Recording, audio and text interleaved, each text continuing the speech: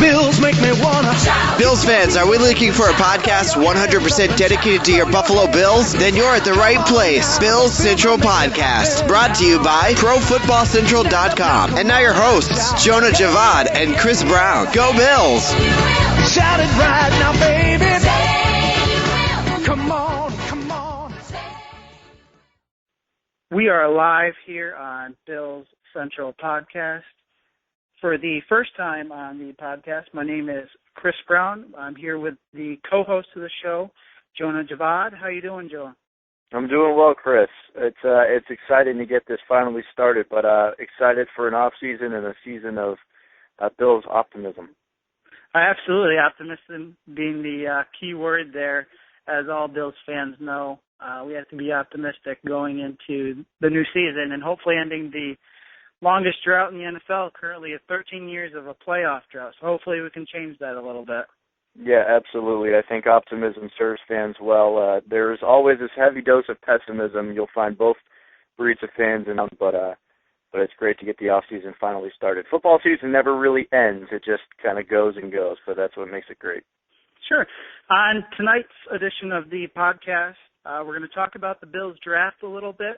We're also going to have a little analysis from PF Central draft analyst Josh Reedy. He'll be on the show, and later this evening we're also going to have linebacker Arthur Moats from the Buffalo Bills, who will be our first interviewee on the first ever Bills Central podcast. So what I'm going to do is I'm going to go ahead and kick it over to Jonah. He's going to talk a little bit about the Bills draft and his perspective on the draft. I think the Bills did a great job. They had a bunch of needs, whether it was quarterback, whether it was linebacker, whether it was wide receiver. And you see on day one and day two, the Bills addressed all three of those positional needs. And oftentimes you'll see a team just take the best player available or this or that. But for a team like the Bills, who has a new coaching system, new personnel needs, they addressed it immediately. And it was good to see that. The E.J. Manuel pick in the first round, some people will criticize it, saying you could have got him later, you could have done this, you could have done that. I think it was a fine move, and you can be happy that you got a quarterback, and you also got an extra draft pick out of that trade in the first round with the Rams. E.J. Manuel has fewer problems long-term than some of the other quarterbacks. All the QBs in this draft had issues. There was no Andrew Luck. There was no RG3 on the board. So the Bills had Manuel at the top of their board, so they got their man. They also got that extra draft pick.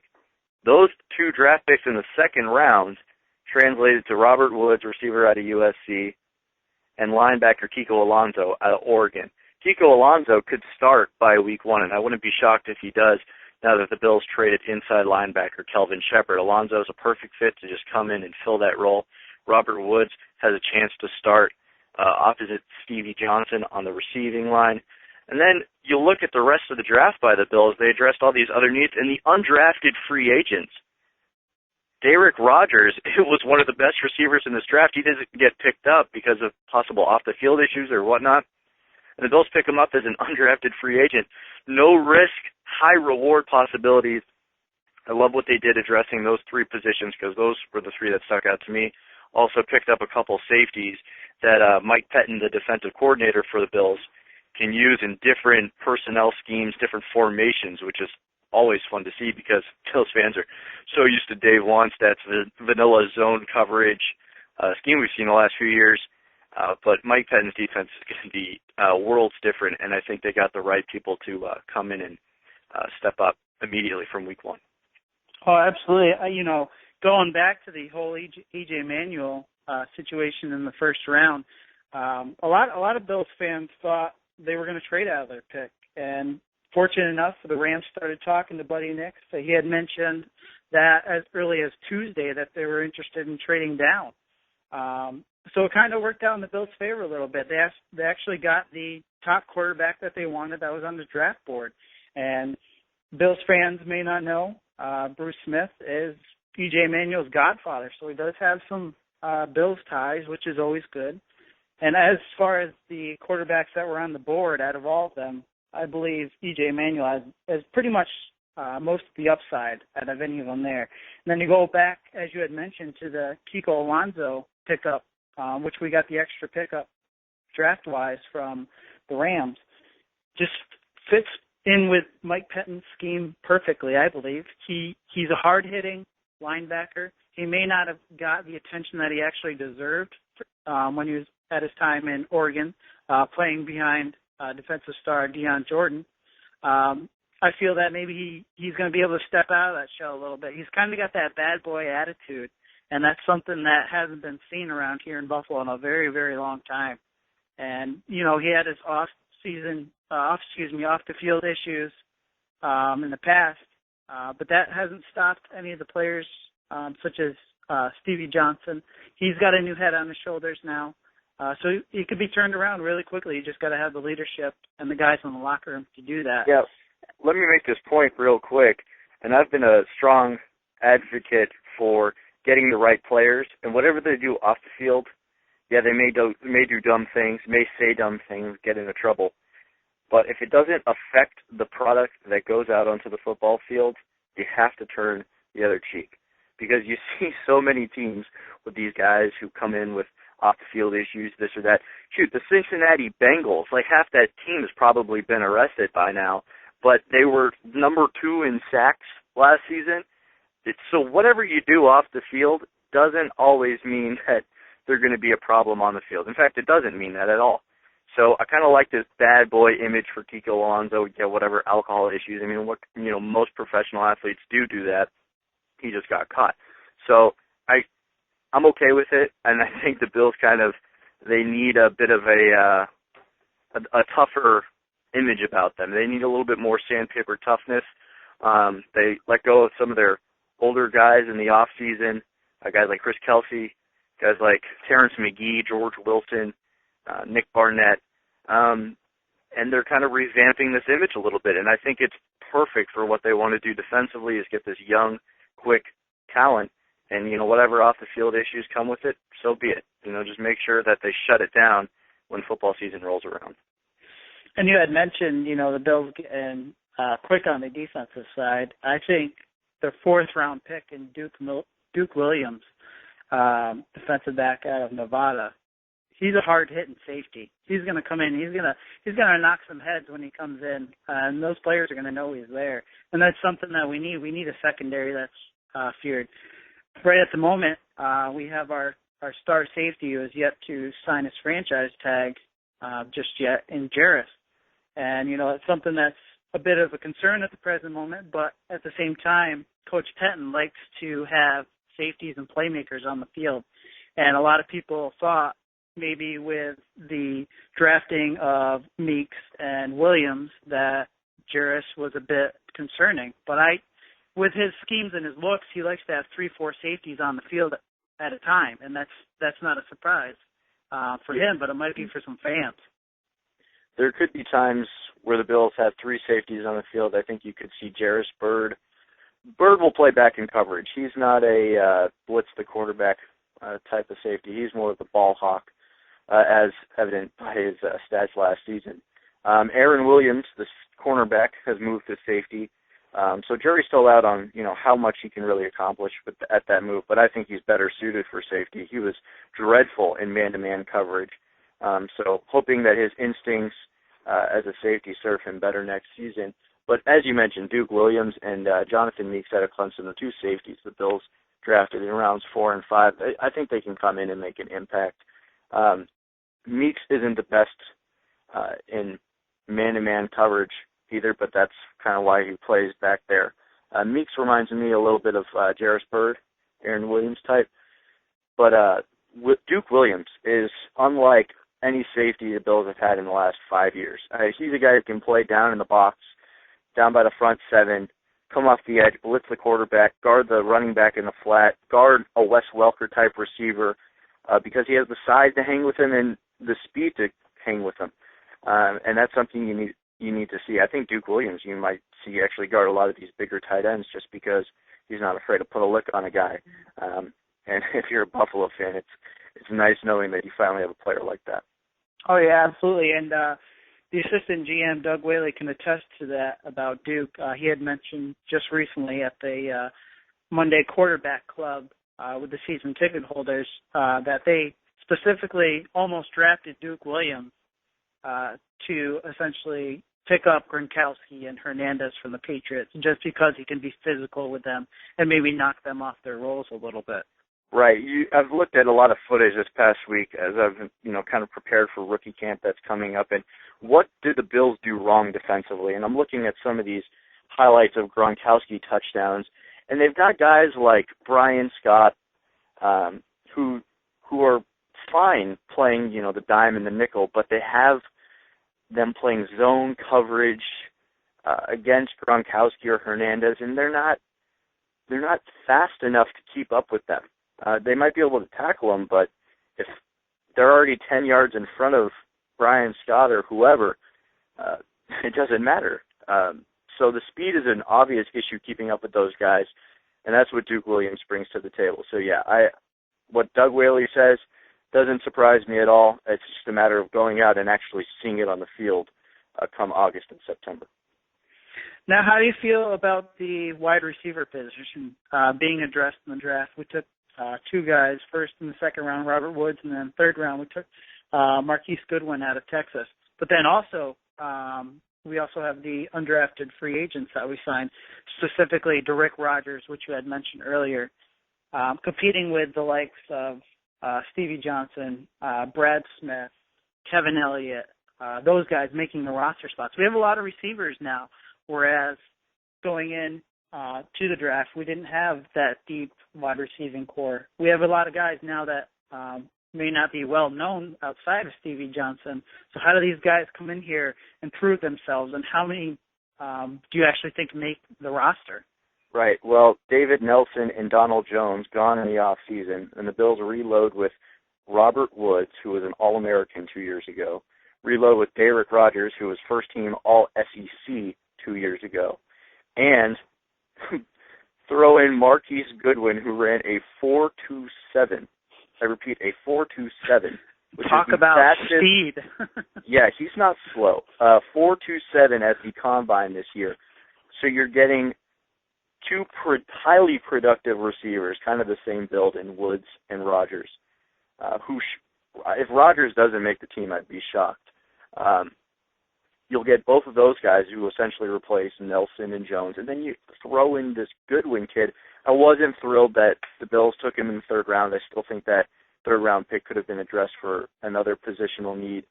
But you know what? They got him, and they got Rogers too, so, kind of hindsight is 20/20. I don't really mind it at this point.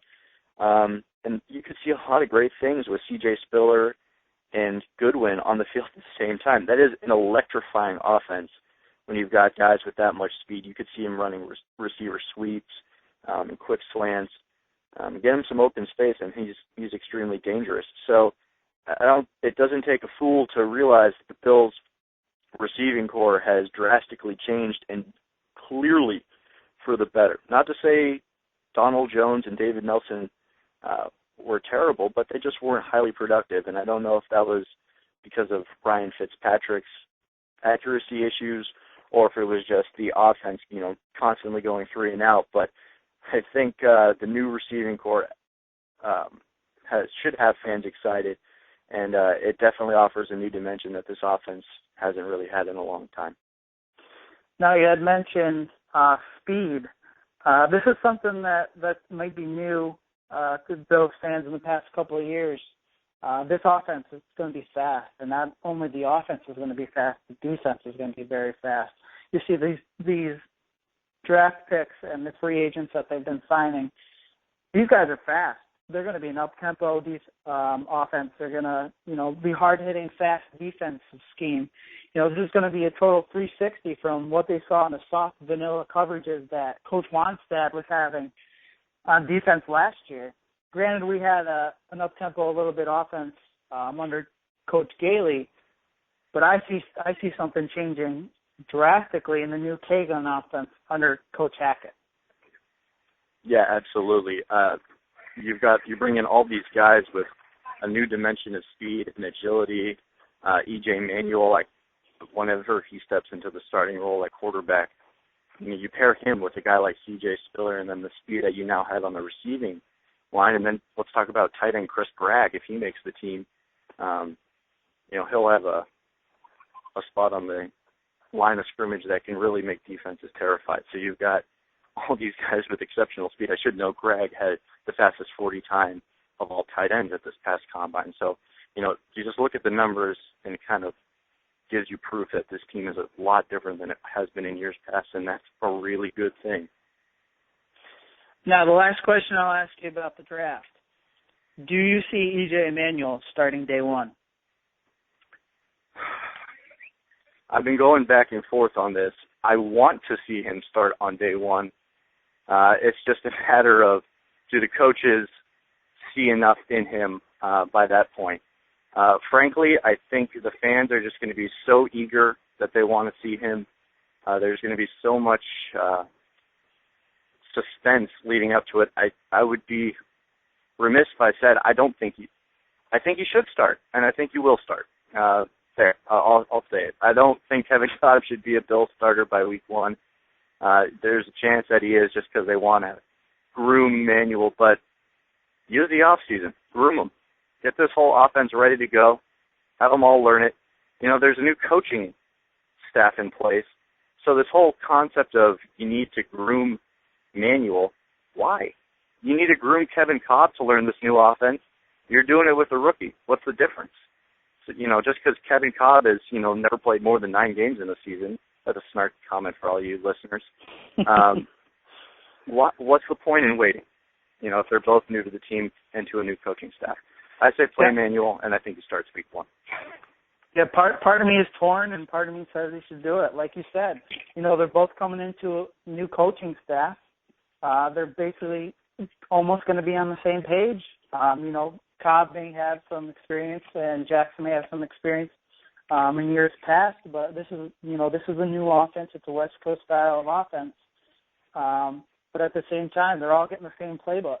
They're the ones that are going to be out there making the plays. They're all going to get their splits with the first team. And if Manuel outperforms them, then so be it. He should be the day one starter.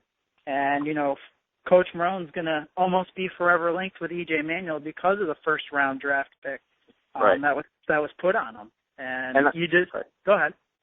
A lot of people will say, what do you have to lose? And I understand the whole, you don't want to hinder his growth. He's a young quarterback. He has all this potential. Why waste it by just throwing him into the ring? I'm not entirely sure I just buy this potential argument. I mean, I think don't get me wrong, Kevin Cobb is an NFL quarterback for a reason, but the guy has never played more than 9 games in a season. What lends me to believe that Cobb will play even a full season in Buffalo? And if he doesn't, then you look stupid for not going with Manuel in the first place. I'd be shocked if the team does that and kind of sets itself up for ridicule and disaster like that. But then again, it is the Bills, and they tend to do that haphazardly and subconsciously. So my hope is that it's Manuel, just because, as I mentioned, there's no point in waiting. Exactly. If he's your guy, then throw him out there. It's almost like if he's your guy, throw him out to the Wolves and let him see how he does. We've seen a lot of quarterbacks have success in this recent day and age by just getting flung in there and being told, you know the offense, just because, you've held the clipboard the last few weeks or whatever, doesn't mean anything.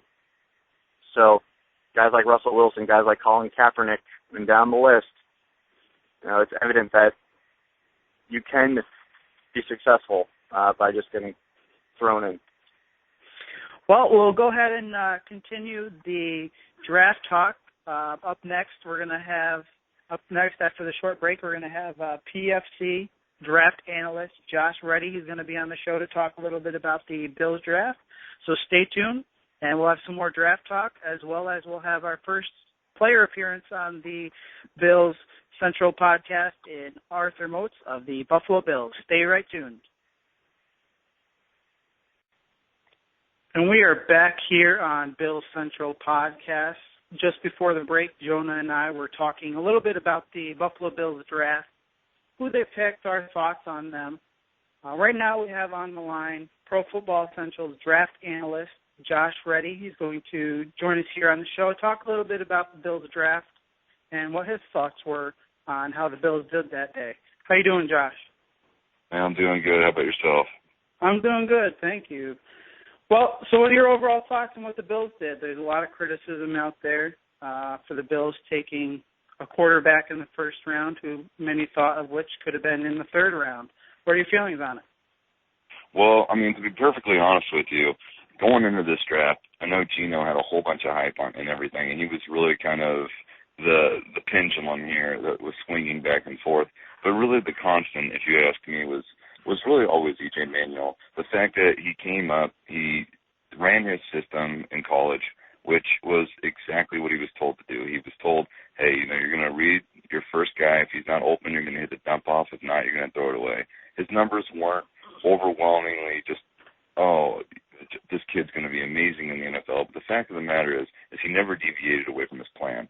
He always was a good kid in college. He's got his degree. He's extremely smart. He also, the big thing here that I think really kind of showed the one-up is Gino really had that attitude that I'm not even going to show up to the Senior Bowl, and that's where I think E.J. Manuel really kind of solidified everything. He was able to get around a bunch of NFL coaches. He adapted to all of their systems. He did everything he wanted. And if you go back in that game, that offense was running at its best when E.J. was in there. So the fact that he can come in that quick, pick up a system, and deliver it with that type of efficiency should give Bills fans a huge hope, because honestly what you guys were doing up there was dreadful. I mean, there was no answer. You guys had an option of either sticking with Ryan Fitzpatrick and having him groom a guy, or get rid of him and still pay him as if he's still on your roster. I mean, that is a huge, tough pill to swallow. And part of that is, I guess, to blame with the fact that you guys had a phone call recorded with a higher-up brass guy saying, if you don't get a quarterback, you don't have anything.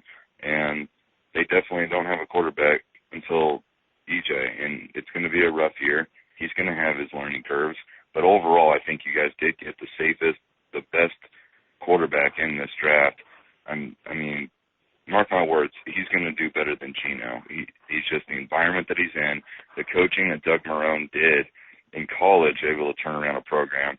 You just have to feel good that everything is going to be in much better, safer hands.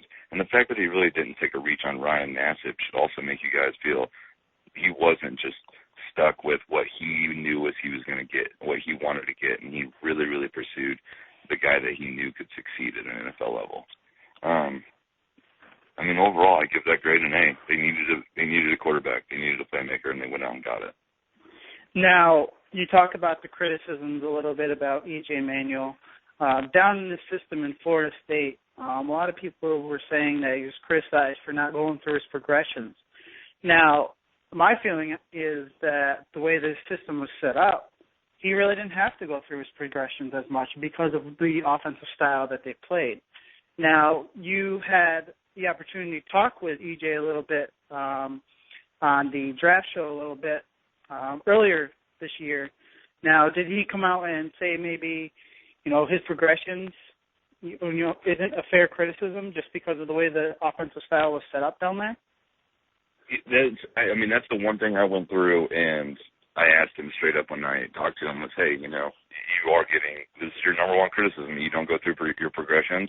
And if you sit there and watch it, it is a fair criticism for the style that he runs, but it's not that he doesn't go through his progressions. If you actually watch, his progressions are, I've got my first read, and if he's not open, I hit my dump off. And that was the system that Jimbo Fisher out there has him running, and that's the system that he ran. He did exactly what his coaches told him to do. I would say if you really want to get a better understanding for EJ, you really should just put in the short tape of his practices at the Senior Bowl. The kid does go through progressions. The kid is extremely smart. He's able to break down the defense. I would say that for you people that are really concerned about him going through his progressions, it's not that big of a concern. It was really just kind of one of those things that people really wanted, especially with this year's draft. everybody was really looking for a flaw because everybody wanted to be like, there's no quarterback worth taking in the first round, none of them. And I mean, for a fair amount of them, that's pretty true, and it was a rough class, and, you know, time will only tell. We've got 2 to 3 years before I say you can honestly make a safe decision on, you know, who is actually going to be truly successful. But I do believe that EJ can definitely go through his progressions, especially when you watch him break down a defense on, hey, I can already tell my one man's not open, I got to get a dump off, or he just simply throws it away. He's extremely smart with the football. He's not going to cost you a lot of downs. He's not going to cost you a lot of turnovers. So he's definitely going to be able to learn that system and thrive in it. No, to be honest with you, I don't really see it, his progression situation, a problem because of the style of offense that Coach Nathaniel Hackett and Doug Marrone are going to run. They're going to run the K-gun offense, basically style of a West Coast offense where everything's going to be quick.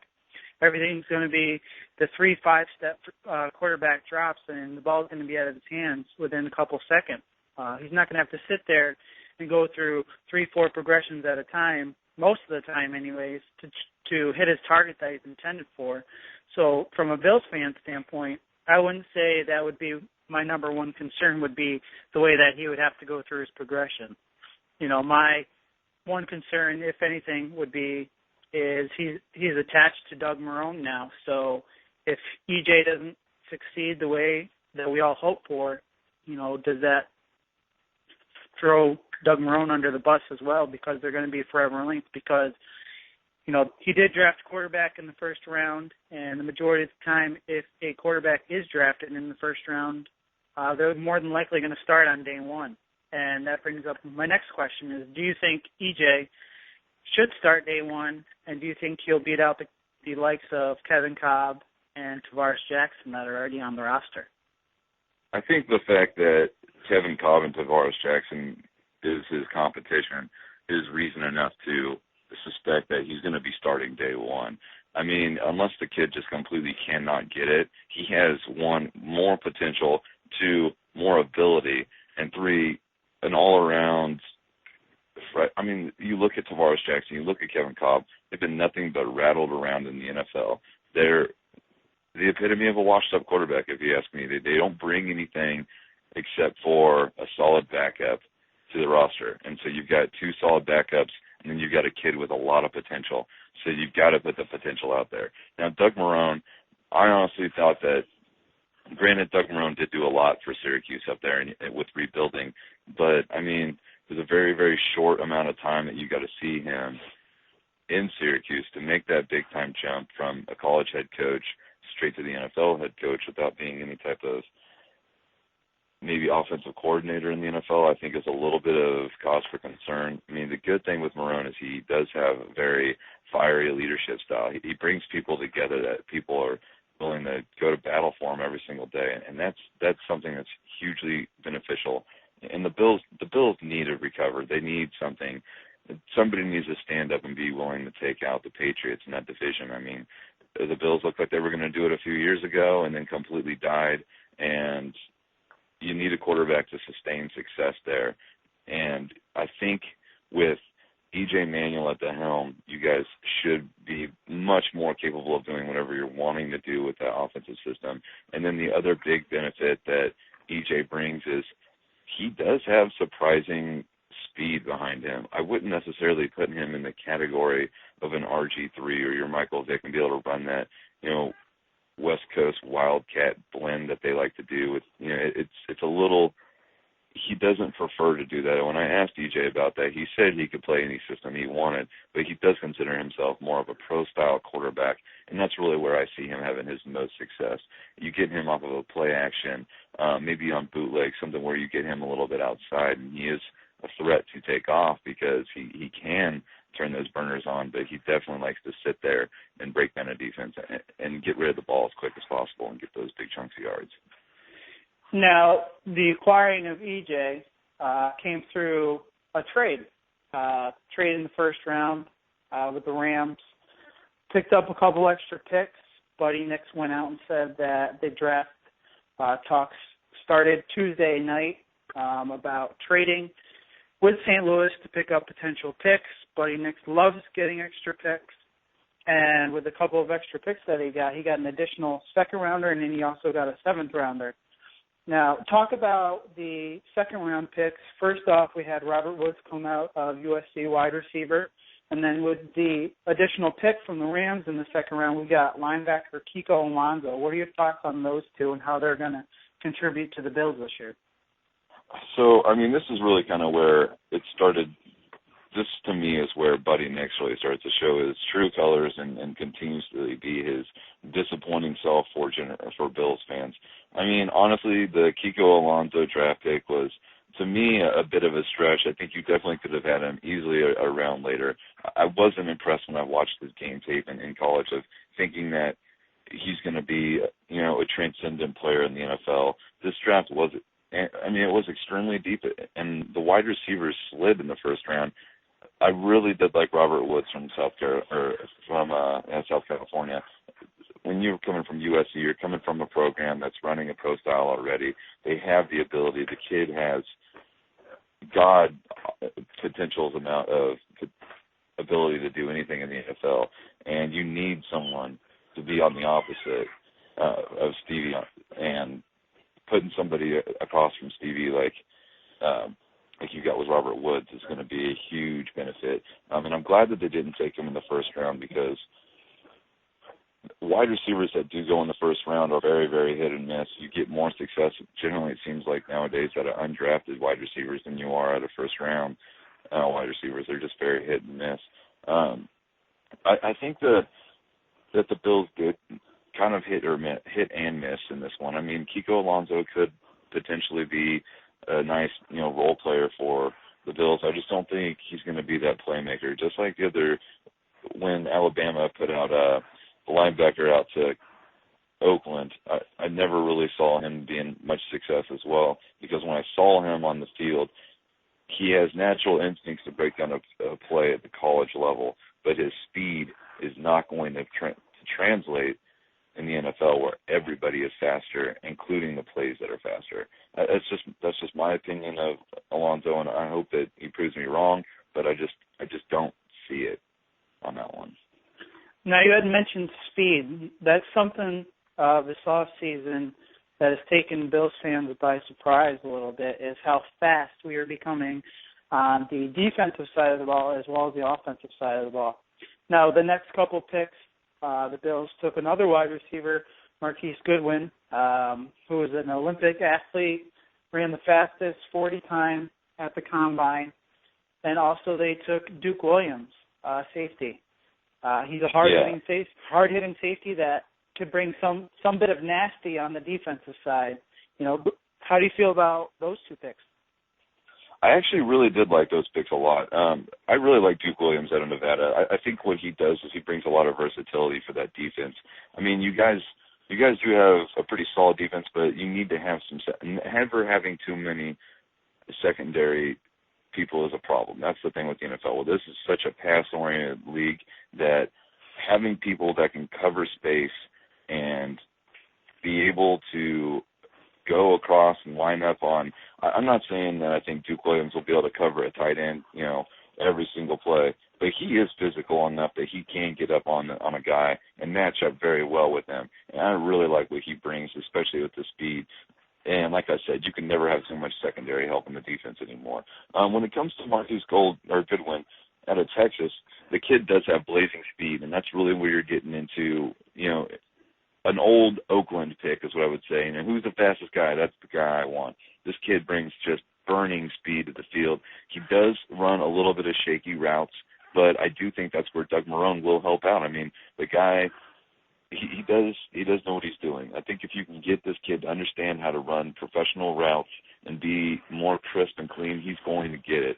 And he'll be a nice pick, especially in that third round. I mean, like I said, wide receivers definitely split this year, and I think he was definitely a really good gem for them. I was very impressed with those two picks. Now, we had a couple more late picks. We had Meeks out of Clemson, as well as we took a kicker in the sixth round, Hopkins out of Florida State, and then the additional seventh pick that we received from the Rams, we took Chris Gregg. What are your thoughts on either of those three picks? Do you think that, they hit, obviously they're late round picks, so most of the time they're hit or miss.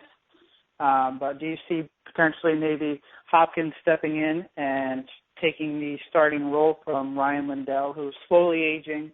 His leg strength is getting down there a little bit. And also, what are your thoughts on Greg coming in, helping out while Chandler rehabs his ACL? I think Greg brings a little. I mean, he's definitely going to be a project. I don't think you're going to see much from him this year. He could be a special teams guy. The kid's got a ton of heart. I mean, if you watch anything on that Arkansas team, it was just an enormous dumpster fire going on down there. Their head coach getting out on an affair scandal. Their quarterback getting concussions. I mean, it was an absolute train wreck down there. I really like Tyler Wilson, and Greg was a good tight end for him.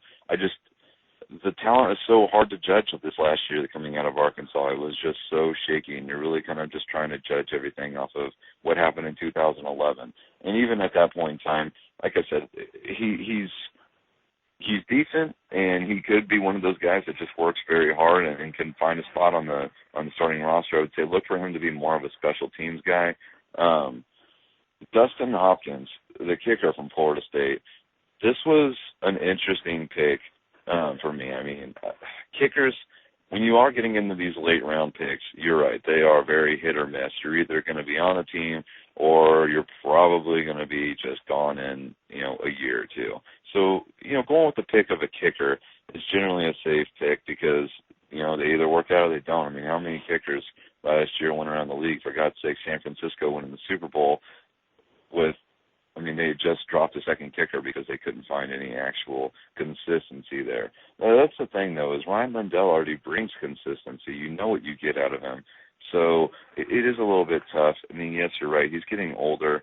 His leg strength isn't necessarily there, but when you're playing in Buffalo, the environment is everything, and you're taking a kid from Florida State where environment was almost perfect to a spot where it's going to get cold and windy. So I think he's going to be – I think if he can find a way to maintain his complete accuracy, then he could be a very, very good pick. But I would not be surprised to also see this kicker have an immense amount of struggle, especially this first year. I think you guys might even go in either keeping Lindell as your secondary kicker like what a couple teams did this last year. I mean, kickers are one of those commodities. They put points on the board, and you can't leave points on the field. Jonathan Meeks, though, this kid from Clemson, he's a little bit – I mean, all these picks obviously were very much up and down. And Meeks is one of those guys that I actually targeted going into this last season, and he was a little bit disappointing. He has a lot of raw ability, and I don't know if it was coaching that just wasn't able to get it out of him. He does have flashes that you can watch on his Clemson.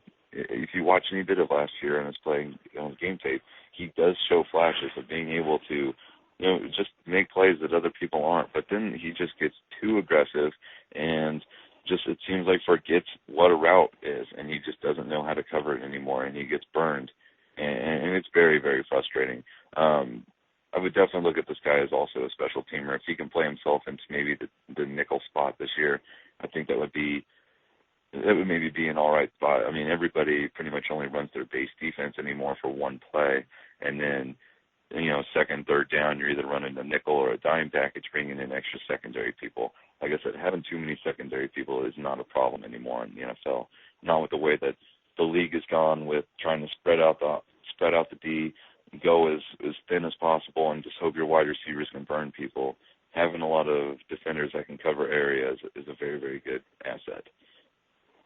Now, what would you say would be the strength and the weakness of the picks that came out, and what would be one surprise thing that you feel that one of the selections that the Bills did take will surprise some Bills fans this year? I think the picks that will surprise people, I think, honestly, E.J. Manuel will be probably the biggest surprise to Bills fans. I think you guys will be greatly impressed. I think, very much impressed with him. He is one of those kids that's just calm, cool, and collected. He gives a great interview. He's got a great head on his shoulder. He understands the system. I honestly think you guys really did do a really good job with the first-round pick. I mean, you have to understand, when you've got a new new head coach in, a new system, you're going to have a new quarterback. I would say your guys' off season has been less than impressive. But honestly, when you give you have a system turnover, a regime change, there's gonna be some growing pains. And I think EJ will definitely do well for you guys. And Robert Woods, I really like what he's going to be able to give across from Stevie Johnson. Being able to have another threat on the outside is very, very important for this offense to thrive. And if you guys look, I mean, there's been some breakdowns for who the top 101 players are in the league right now, and people are putting your guys' running back up there, C.J. Spiller, as second, third best running back in the league.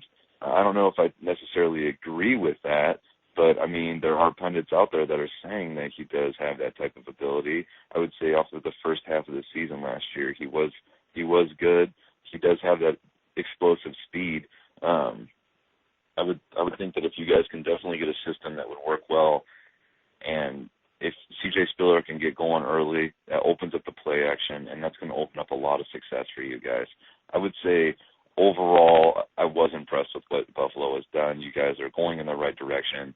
It's tough to have gone from Chan Gailey, who is also a good system guy, a good quarterback guy as well, and just not really have a whole lot of success up there. So you're really hoping that this one will right the ship a little bit, and that Buddy Nix isn't really the problem here. So I think time will only tell, but I think you should feel very good with a competent head coach and a young head coach and a very, very talented quarterback with a lot of upside. I would say your biggest downfall this year is the fact that you guys have Kevin Cobb on your roster. I mean, that guy is nothing. I mean, he couldn't beat out John Skelton, and then he could beat out John Skelton, and then he couldn't again. I mean, the dude is just a head case, and I think putting someone like him around an EJ Manuel is not a good influence. He's rattled. He does not have his head on straight. I just don't think that he's going to be a very good. Honestly, I would not be surprised to see him cut by the time the season started. That would be probably the smartest decision. I mean, I know you guys don't have a whole lot of depth.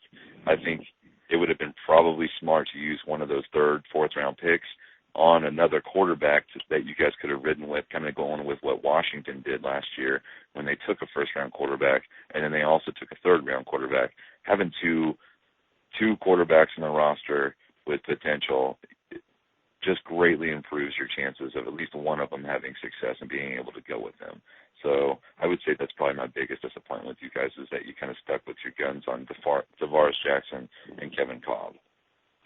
Now, last thing before we let you go here, something that a lot of people feel should get coverage even after the draft is the signing of the undrafted free agent. A lot of frenzy goes on. It's like fish in a fish tank. When food drops in, everybody's going crazy. Everyone's trying to sign the best that didn't get drafted. What are your thoughts on some of the undrafted free agents that the Bills picked up, especially wide receiver Derrick Rogers, who some graded in the second and third round, as well as linebacker Keith Pugh? How do you feel about him? Honestly, the Derrick Rogers pick that is one of the biggest deals in the draft, honestly. I mean, you look at a kid that comes out of Tennessee because he's got, some serious issues. He is not a classy person. He's not a role model by any means, but my goodness, can the kid play? You watch his tape and it's just electrifying.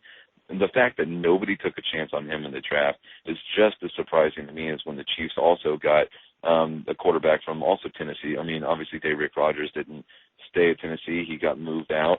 But, I mean, the fact that Derrick Rogers has so much capability to be a transcendent player in the NFL, and you get him as an undrafted free agent, is a steal. I mean, that is an absolute steal. There's no other way to judge it.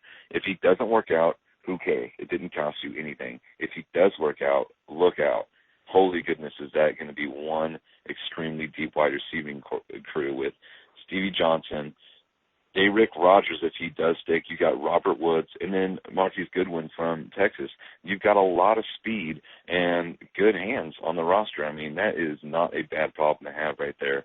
they are looking for speed. They are looking for quickness, and they got it both with Derek Rogers.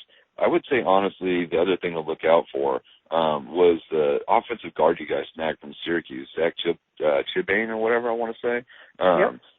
He was another pick that I would have a little bit of faith in. He's going to be definitely a secondary, a backup right now on the offensive line. But what do you expect from an undrafted free agent? He could go to the practice squad, but I would say I'd have a hard time believing that, because you have to understand when your head coach leaves for the NFL and then also picks you up in the NFL, there's obviously something that he sees there. So I would say that this guy definitely has a very, very good head on his shoulders. He's a very good player.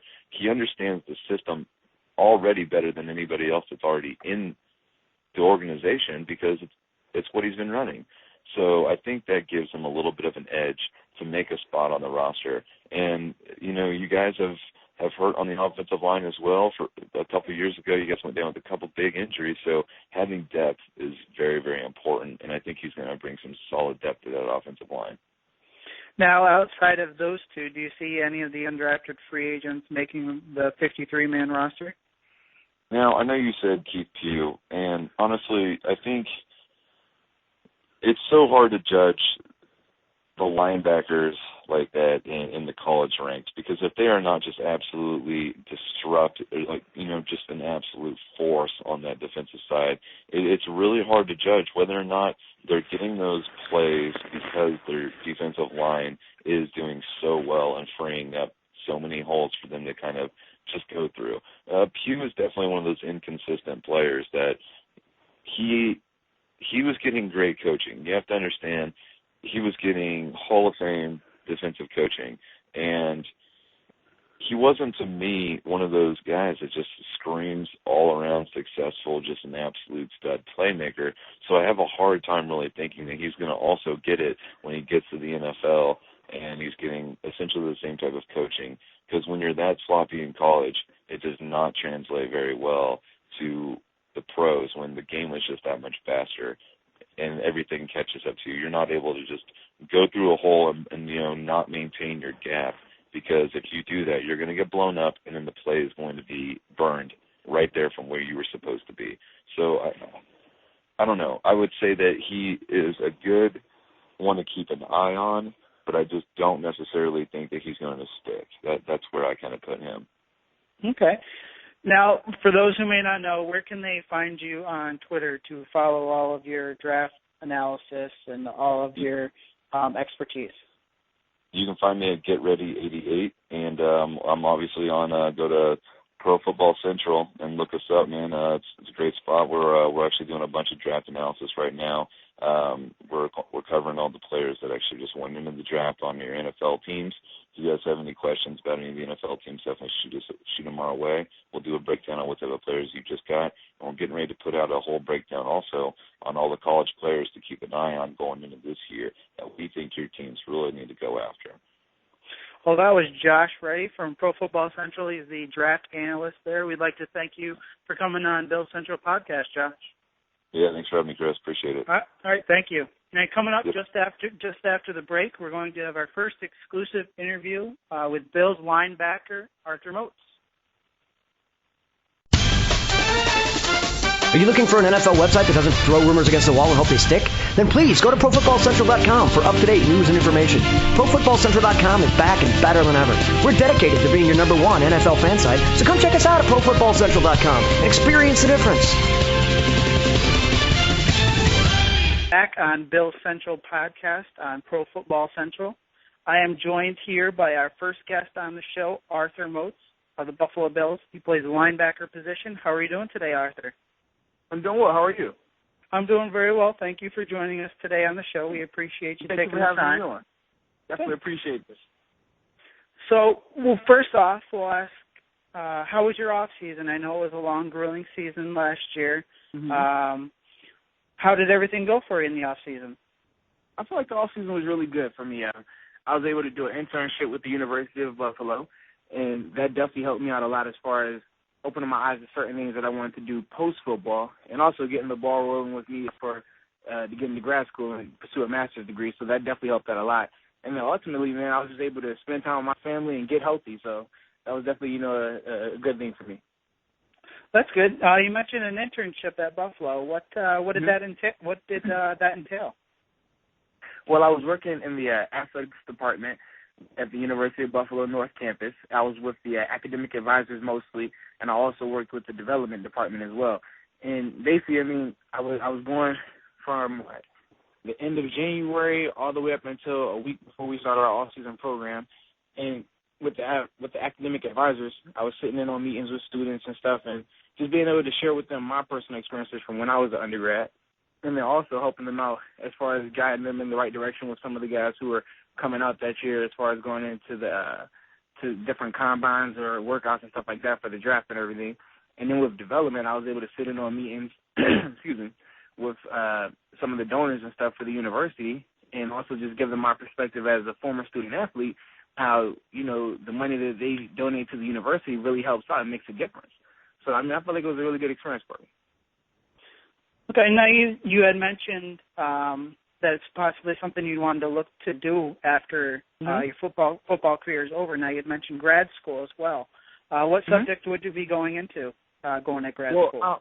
I'm looking at community and economic development because I definitely am a community-oriented person, and I love to do things that will help out the community.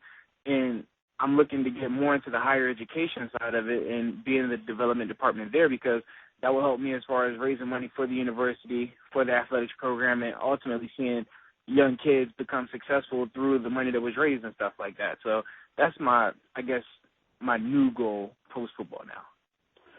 Now, being back on the college campus, did it make you kind of miss the atmosphere a little bit? Oh, yeah, man, you definitely miss the atmosphere. Just seeing the whole student-athlete grind and stuff, I'm not going to lie, I don't miss the school part of it, though. If I could just go back to the athletics part and the social life of it, that was the most fun. But ultimately, man, just, being able to talk to the kids and just share with them my experiences and stuff like that, I feel like it was a win-win for both of us. Now, do you feel being back in the athletics that you could help change some perspectives on student athletes, maybe their goals that they might have in their career? Yeah, I definitely do because I know when I was an undergrad, everyone, as far as, on the football team, the majority of the individuals believe they're going to the NFL, they're getting drafted. The reality of that is not happening. It's a small number that actually do make it and are able to achieve that first goal. So with me being back on campus and future references me being back on campus, I'll be able to share with the individuals and let them know that, hey, you definitely need to have a backup plan. You definitely want to, take the school side of it seriously so that way you can get your degree, and then if football works out, great. But if not, you have something to fall back on. You have something that will be almost as an insurance policy for you.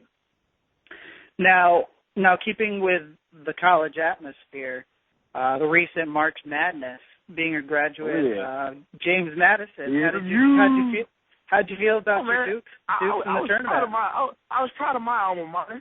You see, they got that win over, LIU, so that was definitely impressive for us and definitely huge for the whole university because, if you look at it, JMU hadn't been to the tournament in almost 20 years, and then for us, we won our actual conference tournament as well, so that was a huge boost for us. And just down there at JMU, the whole morale, it just uplifted because the majority of the time it's just football, women's basketball that are really doing, really excelling in sports, and now you bring in men's basketball, so that's bringing more money to the university, which is ultimately going to help out the children that much more. So, I'm definitely excited about it. Yeah. Now, did you have any contact with any of the athletes there that were at the team and that were participating in the tournament? Yeah, I had a contact with a couple of them, both on the men's and women's team. And, the biggest thing I was telling them was, you're making us proud. All of your alumni are out here watching y'all every time y'all go on that court. And, when y'all go out there and produce the way y'all do it, it really makes us proud. And it makes us want to give back to the university. And you're also helping out as far as recruiting goes because the next, group of basketball players that are coming out, they're going to see, okay, I can go to a James Madison and still make it to the tournament. I can still get that recognition. And that's going to help them out. So I was definitely, just letting them know that. Now, did Eric Wood hang over the Louisville banner a little bit? Did he brag on you a little bit? Oh, yeah. He definitely let everybody know that, he was the national champion with Louisville. And then Marcus Easley also because, UConn women, they won it as well. Mm-hmm. So, it was kind of tough. But for the most part, I was proud of my guys and girls. Well, it was good to see, everybody's alma maters were in there competing.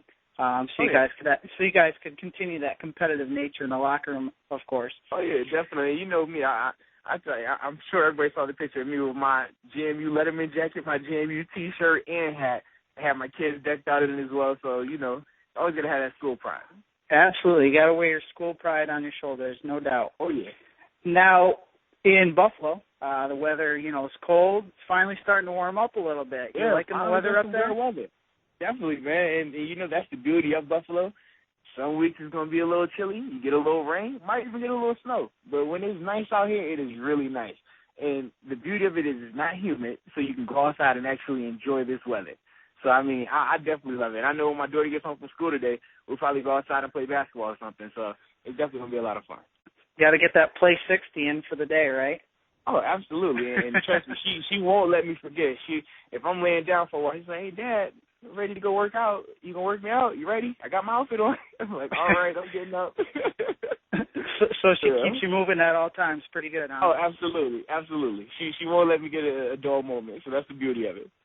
That's good. Now, did you just recently have a family trip down in Florida? Yes, we went down to Disney World over the past weekend, and that was a lot of fun. That was my first time, I believe. Yeah, I want to say it was me and my whole family's first time going to Disney World. So that was just an amazing experience. It was a lot of walking, though. So if you're going down there, I suggest that you wear comfortable shoes and have a lot of sunscreen. Yeah, so those are my 2 tips for Disney World. But I know my oldest, Kayla, she definitely enjoyed it. She was dressed in her princess attire, was able to meet all the princesses and, ride a couple of rides. She did ride the Tower of Terror with me, so that's a big shout-out for her because she definitely was tough on it. She did not cry. She screamed a little bit. It was breathing kind of heavy, but she didn't cry, so I'm proud of her. Yeah. Sometimes those kids get a little bit scared of the characters that are walking around, even though they see them on TV and they really love them, but then when they see them face to face, it's a little different. The funny thing is, we have the Disney autograph book, so we had all the characters in there, and of course, some of the characters in person don't look like how they look, in the book or how it was in the movie. So my daughter would come up and she's like, Daddy, why does Pocahontas look a little lighter than she does in the book? And I'm like, I don't know. She might need a little more sun, that's all. But it's the same person. Well, it sounds like you and your family had a wonderful time down there. Oh, yeah, definitely did, man. It was a wonderful experience. Now, you also had a new addition to your family not too long ago, baby Ava. Yeah. Is that right? Baby Ava, she was born November 6th. And that was just, a wonderful addition to the family. She's definitely been, a joy to have. And me and the whole family have definitely had I guess how you said, teamwork in adapting to her, sometimes with a lot of crying. But for the most part, she's doing good. And, just seeing her getting bigger and bigger every day. I mean, she's rolling over with no problem. Like, it's amazing. Now, were there any struggles? You have your oldest daughter. Then you have a new one come in. Was there any struggles throughout that process? Actually, for the most part, it was really good. In fact, it was the opposite. Instead of her being, resentful to her, she was, extra, hands-on. Can I hold her? Can I touch her? Can I kiss her? We're like, hey, just back up a little bit, all right? Oh, you want to hold it? Nah, you can hold her hand. You don't want to hold her yet. So, from that part, it was a little different. But, she definitely loves it, and it's a beautiful thing to watch them together. So she was showing that sisterly love right away. Oh, yeah, absolutely. As soon as she came out, she was like, Mommy, can I hold her? Like, whoa, hey, she's not even a day old yet. Hey, relax. Now, recently you were just named United Way Worldwide Spokesman. Congratulations on that honor, and how does it feel? Appreciate that. It's a huge honor, and I know, I believe George Wilson was the one he was named it prior to me. So just seeing, what he did for the community and how he was well respected and stuff like that, it's a huge honor for me to, be walking in his footsteps in that aspect of it. So, I'm definitely proud of it. And at the same time, I definitely have to make sure I keep up, doing the good things in the community and setting an example for the kids. Now, there was news out there that you gave a generous donation to a family who had unfortunately lost their home due to a fire in Buffalo. How does it feel to give back to the community and help those out who are less fortunate in certain situations in which times that are uncontrollable? Well, anytime you're in a position to give back, I feel that you should. And for us to be in this position to help that family out and basically just, make the transition smooth for them, it was a blessing. And to see, the look on the mom's face and the kids as well, and just to see how much we, just uplifted their spirits and stuff like that. It definitely was a good feeling. And then also for me and my family, it showed us that, hey, you can have everything and lose it just like that. So nothing should be taken for granted. And then also for my child, for my children and stuff, they're able to see that, hey, when you're in a position like this to help people, you should. And that's definitely going to go a long way. So, I feel like it was a plus on all sides. Well, it definitely sounds like the community of Buffalo definitely has some good athletes and some good people in the area who are willing to help out when times get rough. Yeah, and I'm sure they do appreciate that a lot. Oh, yeah, and we appreciate them, and we love the city, so it's an amazing experience. Now back to a football side of things. For those who don't know the term, don't cross the moat. Don't cross the moat. Don't cross the moat. Let's have you explain a little bit what it means, where it came from, and, what it's all about. Well, excuse me, the Don't Cross the Moat chant initially started during the preseason. It wasn't that I was doing anything amazing during the preseason of my rookie year, but it was a catchy title, and, the radio announcer, that's what he wanted to go with, and it kind of, stuck a little bit, but it died down a little bit during the season. Then towards the end of the season, we're playing the Minnesota Vikings, and, of course, the Brett Favre play happened, and it was a really good hit and everything like that on him, and from there, it pretty much blew up. So from there, I just ran with it, tattooed on my back, and and that's just, that's my thing. So I definitely enjoy it, man. And it means a lot to me to have a saying that, is positive and everybody likes it and there's nothing, controversial about it. So, yeah. Well, as you can see, the fans embrace it pretty well, and it knocked Favre off his starting streak. So kind of brought the perspective a little bit to Bills football, and the fans are embracing it very well. Definitely, and I know it jump-started my notoriety as being, a player up here in Buffalo, so I definitely appreciate it from that aspect as well. Good. Now, you recently just had a voluntary camp up there. How did that go? Excuse me.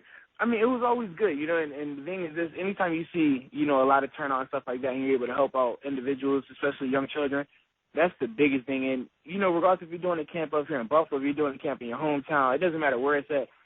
The joy for me is just being able to directly impact children. Anytime you're around them, hands-on, you're able to, just kind of give them words of encouragement and also just let them know, like, hey, okay, if you do these things, not only are you going to be successful in sports, but you're going to be successful in life.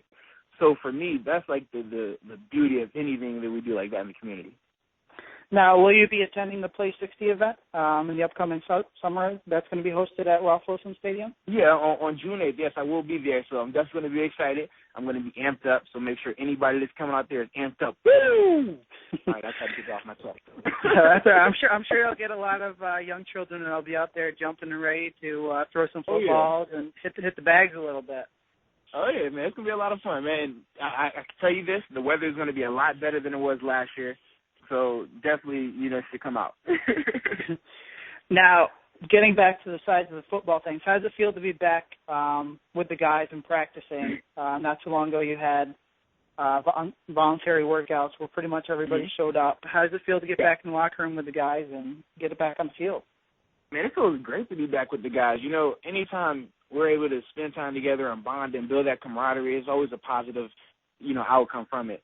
And then for us to be able to, go through that voluntary veteran mini camp and then have all the off-season workouts and stuff, it definitely just helps, build that core, that rapport and let everybody know that, hey, we're all here together. We're in this thing together. You don't have to be here, but you chose to be here.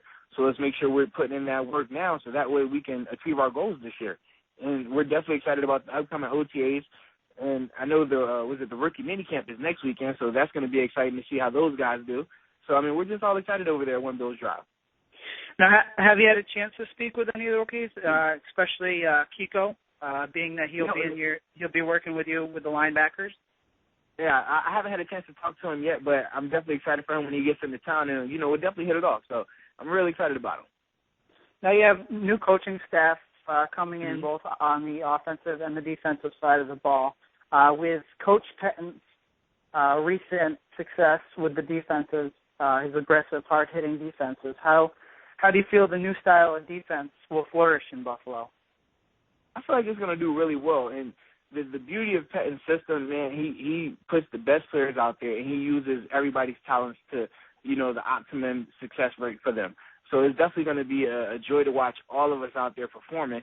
And the thing is, okay, you may not be starting here, but it's so many different ways that he's going to use people. It's just going to be a lot of fun to play under him.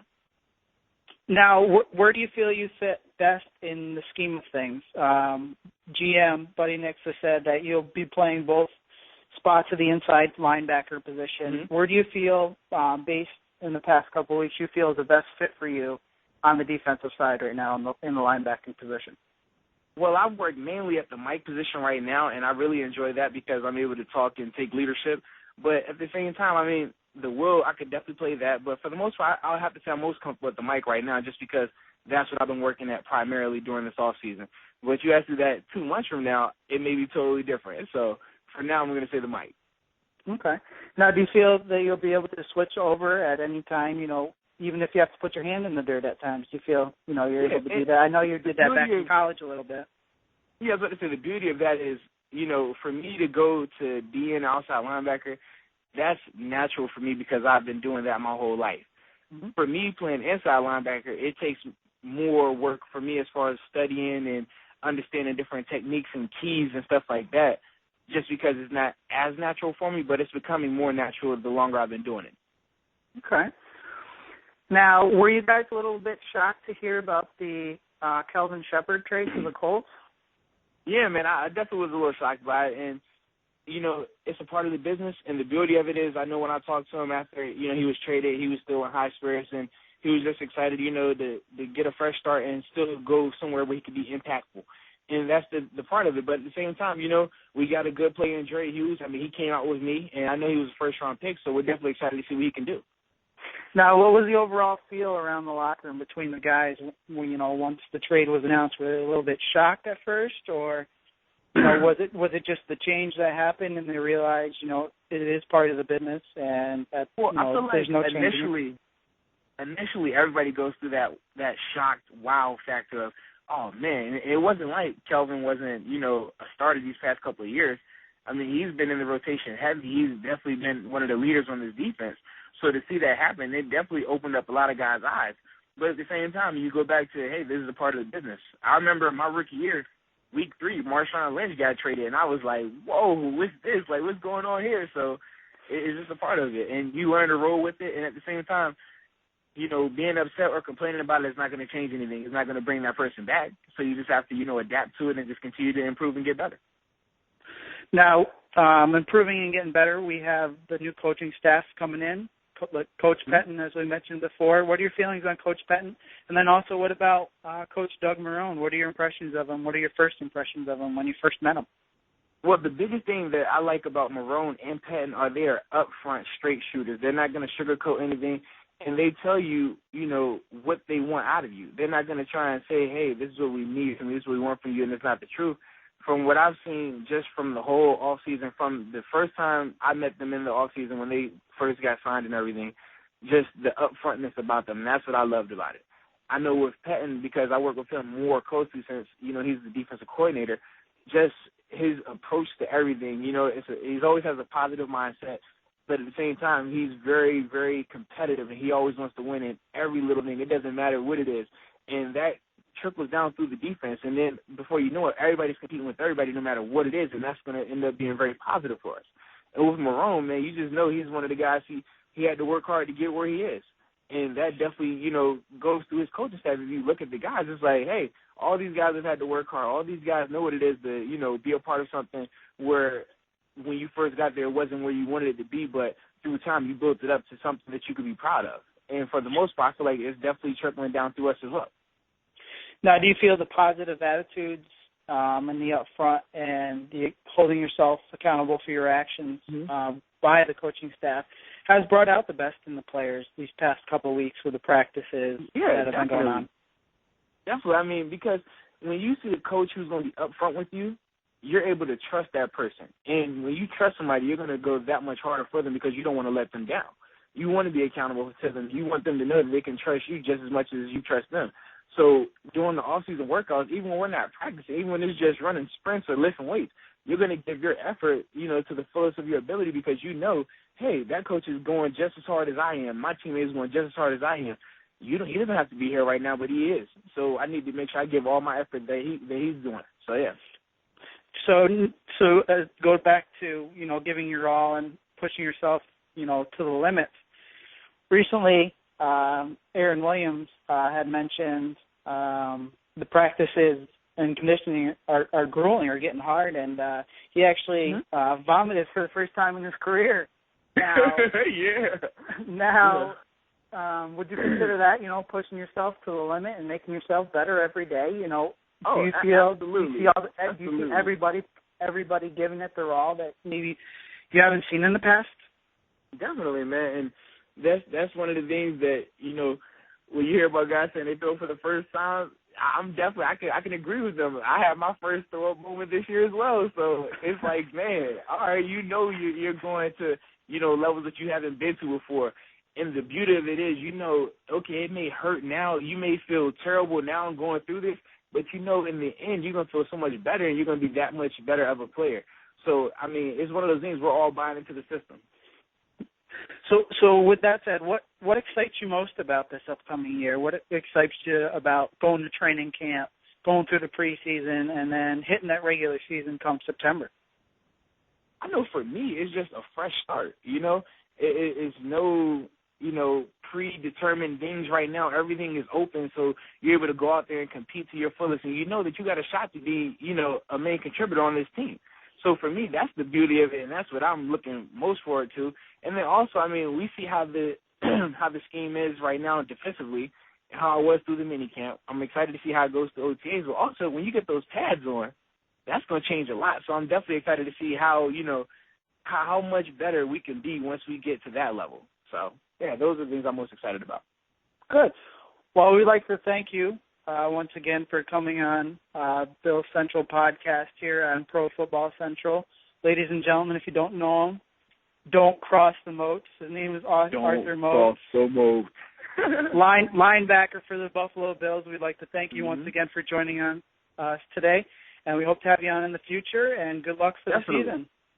Thank you, and I appreciate you having me on, man. Go Bills. Go Bills. Thank you, Arthur.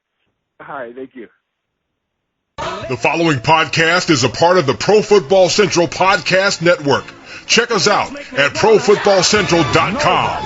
Circles the wagons like the Buffalo Bills. Okay, guys, where else would you rather be? It's your hometown team. We out with Ralph Wilson. Tailgating. I'm cold, yeah, I get my Buffalo Bill on cold. Yeah, I get my Buffalo Bill on cold. Yeah, I get my Buffalo Bill on. Get my chill on, get my chill on cold. Yeah, I get my Buffalo Bill on cold. Yeah, I get my Buffalo Bill on cold. Yeah, I get my Buffalo Bill on. Get my chill on, get my chill on. Running out the tunnel, Ralph Wilson Stadium, Fitzpatrick, Fred Jackson, Chan Gailey them. You hear the herd, there's no saving them. For the sleepers, we bringing them rude awakenings. Trust me, it'll never be safe again. See the defense, you should be afraid of them. Yeah, you should be afraid of them, cause they like takeaways, ask Tom Brady them. Yeah, I get my Buffalo Bill on cold. Yeah, I get my Buffalo Bill on cold. Yeah, I get my Buffalo Bill on. Get my chill on, get my chill on cold. Yeah, I get my Buffalo Bill on cold. Yeah, I get my Buffalo Bill on cold. Yeah, I get my Buffalo Bill on. Get my chill on, get my chill on. It's all